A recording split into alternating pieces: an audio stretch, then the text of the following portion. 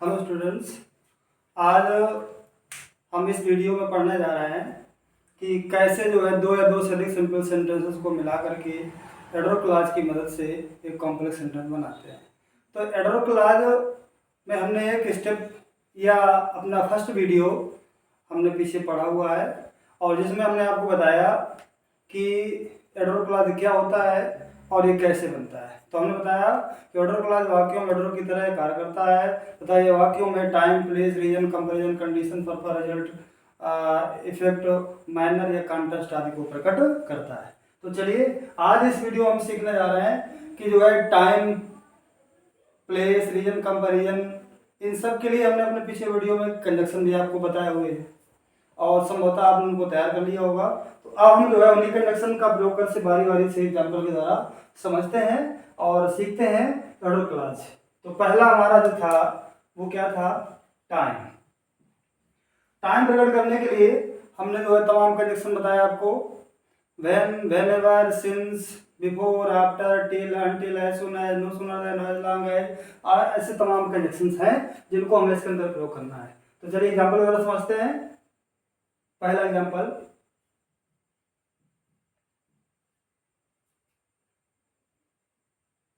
the teacher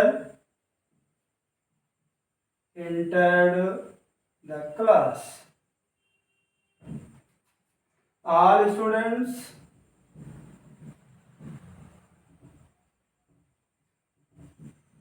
stood up at once. तो हमने पहला सेंटेंस क्या रखा कि अध्यापक महोदय कक्षा में प्रवेश हुए, सभी विद्यार्थी तुरंत खड़े हो गए। तुरंत मतलब जैसे घुसे, है ना? तो जैसे घुसे वैसे ही खड़े हो गए। तो क्या अर्थ निकला? जैसे ही या ज्यों ही। अब जैसे ही ज्यों के लिए दो हमने कनेक्शन चुने, एज सून एज और नो सूनर देन। तो चलिए दोनों को प्रयोग से कर लेते हैं। एज सून एज, इसमें प्रयोग करना है। जहां ये प्रयोग हो जाएगा वहीं से एडवर्ब क्लॉज आरंभ माना जाएगा। The teacher entered the class। अब वैसे के लिए क्या लगाया? कॉमा। और जब ये बीच में आ जाएगा, एडवर्ब क्लॉज पहले आ गया, अगर एडवर्ब क्लॉज बीच में आएगा, पहले कौन सा क्लॉज आएगा, तो फिर कॉमा की आवश्यकता नहीं पड़ेगी। All the students stood up, वैसे खड़े हो गए। तुरंत एडवांस, तो तुरंत के लिए आता आ गया, वैसे ही तुरंत है कॉमा, इसलिए इसको हटा दिया। अब इसको अगर नो सूनर से करना चाहे तो क्या हो जाएगा? No sooner did. ठीक है, चूंकि निगेटिव हो गया इसलिए पहले डिड। अब इसके बाद द टीचर, अब यहां दूसरा रूप हो गया था, पहला रूप इंटर द क्लास। अब यहां पर वैसे के लिए क्या लगाएंगे? Then all the students stood up. दूसरा, he reached school, the bell had already been rung। वह स्कूल पहुंचा, कह रहा घंटी पहले ही बज चुकी थी, बजा दी गई थी। तो इसका मतलब है उसके स्कूल पहुंचने के पहले घंटी बज गई थी, है ना? तो ये पैसिव वॉइस ऐसे लेकर रखा है, हैड प्लस बीन। ठीक, तो इसको हम पहले ले आए, बिफोर का अर्थ निकला पहले, तो बिफोर जोड़ देंगे। तो क्या हो जाएगा? द बेल हैड बीन रंग बिफोर। बिफोर के पहले पास्ट परफेक्ट, बाद में पास्ट इंडेफिनिट। आफ्टर के पहले पास्ट इंडेफिनिट, बाद में पास्ट परफेक्ट। ही रीच्ड स्कूल। अब टाइम के बाद अब बहुत से कंडीशंस हैं, उनका आप धीरे अभ्यास करें, या उसके प्रैक्टिस में हम आपको बताएंगे। और अब इसके बाद टाइम के बाद आता है प्लेस। प्लेस में हमने कौन कौन कंडीशन बताया आपको, where, wherever, whence, whether, ठीक है। तो उसमें से एक एग्जांपल देख लेते हैं।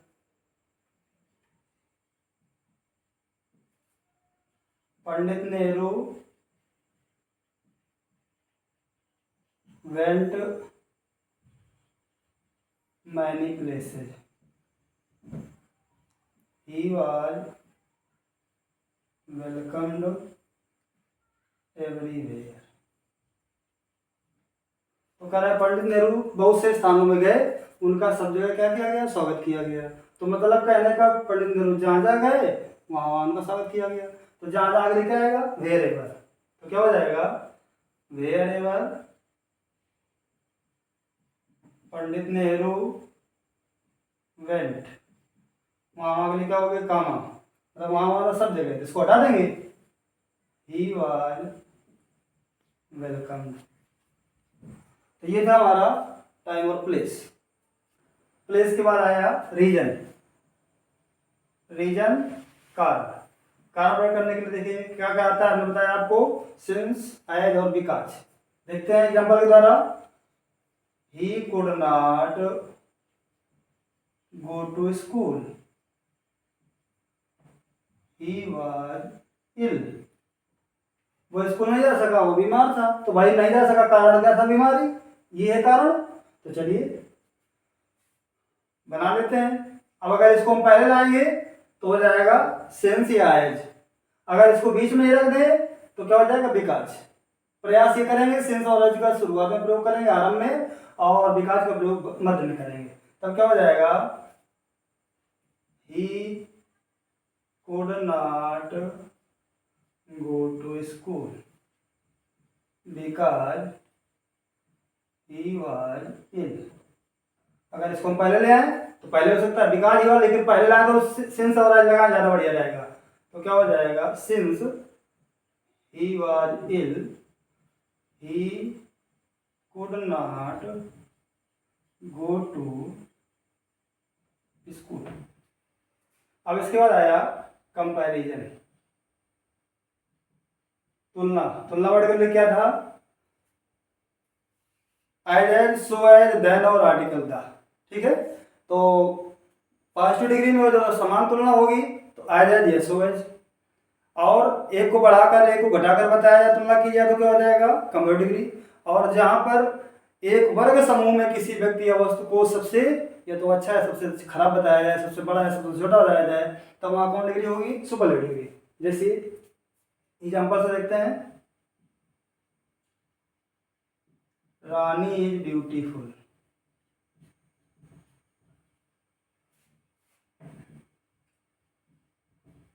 Shyama is equally beautiful. Rani सुंदर है, श्यामा उसी के बराबर समान सुंदर है, तो मतलब जितनी रानी है उतनी ही श्यामा है। तो क्या हो जाएगा, इसको पहले आइए, Shyama is as beautiful as Rani. अब अगर इसी को बढ़ा चढ़ा कर दिया जाए, जैसे दूसरा एग्जांपल ले लेते हैं, he is intelligent, I am more intelligent। वह होशियार है, मैं उससे ज्यादा हूं। तो क्या हो जाएगा, मैं इससे ज्यादा होशियार हूं। एक को कम एक को ज्यादा हो गया ना, तब क्या हो जाएगा, I am more intelligent than he. अब यहाँ पर हिम नहीं करेंगे, देन ही मतलब ही इज इंटेलिजेंट।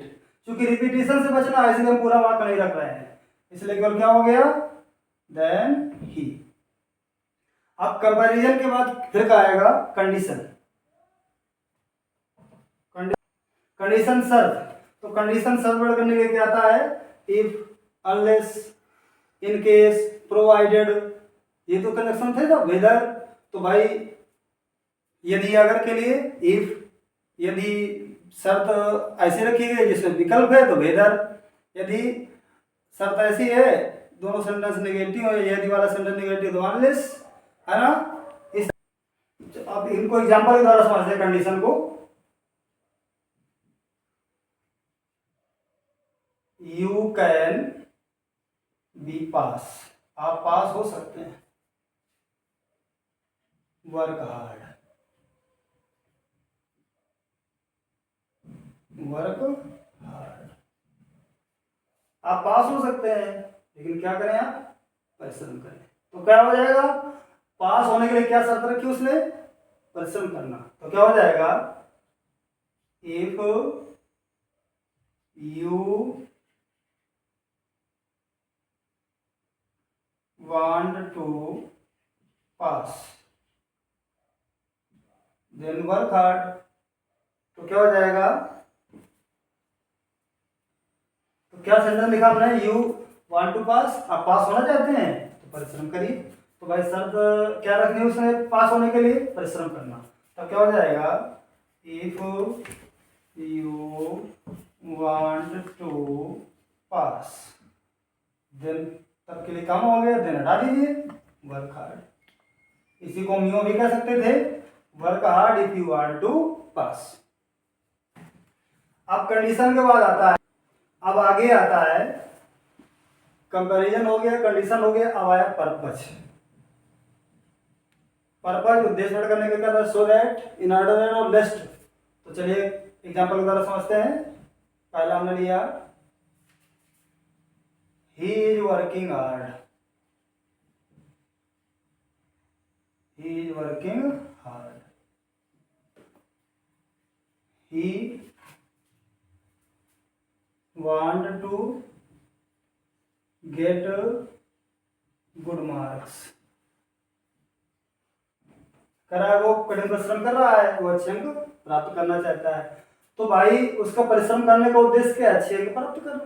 तो चलिए इस कह सकते हैं कि वह कठिन परिश्रम कर रहा है ताकि अच्छे अंक पा सके, ताकि लिखा था so that and not that. तो क्या हो जाएगा, ही is working hard so that he. अब यहाँ पर जो है वर्ब हमें क्या लाना है, मे माइट। अगर यहाँ पास्ट टेंस है तो माइट, प्रेजेंट टेंस है तो मे। तो क्या हो जाएगा, ही माइट। अभी यहाँ से उद्देश्य था, अब हम उद्देश्य इससे प्रकट कर रहे हैं, तो अब इसको हटा दें, गेट गुड मार्क्स। एक और देख लेते हैं इसी में पर्पज में, walk carefully, you may fall. संभल के चलो, आप गिर सकते हैं, संभल के चलो, कैसा ना गिर जाओ। तो क्या हो जाएगा, वॉक केयरफुली लेस्ट। अब लेस्ट अब क्या आएंगे, वर्ब शुड। अब यहाँ में हटा देंगे फॉल। पर्पज, पर्पज क्या है, रिजल्ट। रिजल्ट में क्या था कि लिंक कनेक्शन था, वो था सो और दैट। तब क्या हो जाएगा, he is very weak, he can not walk. वो बहुत कमजोर है, वो चल नहीं सकता है। तो भाई कमजोर होने का परिणाम क्या है, चल नहीं सकता है। तो चलिए, ही इज, यहाँ जो वेरी है वहां हमने क्या लगाया, सो वीक। दोनों जोड़ने का कनेक्शन क्या हो गया, that he can not walk. Result के बाद फिर क्या आया, मैनर, ढंग या तरीका। I have done this work in some way. मैंने इस कार्य को किसी तरह किया है। Please do it the same way, कृपया इसे उसी तरह करो। इट किसके लिए है, वर्क के लिए। अब क्या है, जैसा मैंने किया वैसे तो करो। अब क्या हो जाएगा, प्लीज डू, इट के लिए क्या आ जाएगा, इट किस लिए आया है, वर्क के लिए। तो हम पहली बार लाएंगे तो नाम लाएंगे ना, please do this work as, क्योंकि एज और क्या था, एज फार एज। तो क्या हो जाएगा, please do this work as I have done. Manner, manner का क्या आता है? कॉन्ट्रास्ट। कॉन्ट्रास्ट अंतर विरोध करने का था दो और भाई यद्यपि, तो क्या हो जाएगा? He worked hard, he failed. उसने कठोर परिश्रम किया, वो असफल हो गया। तो भाई कठोर परिश्रम किस उद्देश्य से किया था? पॉजिटिव सोच क्या होती है? पास होने की, लेकिन उल्टा हो गया। तो उल्टा हो गया, बे तो कनेक्शन लगा दो। तो क्या हो जाएगा? दो याल दो ही वर्कड हार्ड। फिर बिगले क्या आया? कॉमा। अगर हम इसको पहले ले आए, इसको बाद में ले आए हैं, तो कॉमा की आवश्यकता नहीं है। तो दो ही वर्कड हार्ड, फिर भी क्या हो गया? फेल्ड। अच्छा, ऐसे बना लेते, ही फेल्ड दो ही वर्कड हार्ड। तो ये था एडवर्ब क्लॉज, जो हमने आपको एक एक कंजक्शन का प्रयोग करके आपको हमने बताया, समझाया। तो आप आज का जो वीडियो है आपको अच्छा लगा होगा। Thanks for watching the video.